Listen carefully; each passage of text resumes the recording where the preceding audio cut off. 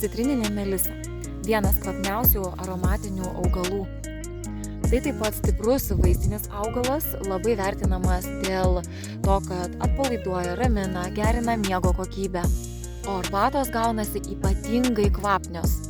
Lietuvoje auga puikiai, tai daugiametis augalas, atlaiko šaltas žiemas. Vienoje vietoje gali augti daug metų, todėl puikiai tinka įvairiems aromatiniams darželiams.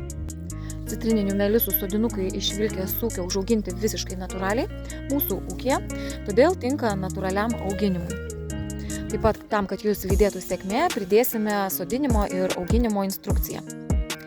Užsisakykite mūsų sodinukus per mūsų platformą www.gamtinisdaržas.lt ir auginkite citrininės melisas savo darželiuose šalia daržų ir visada turėkite gausiai kvapnių arbatų.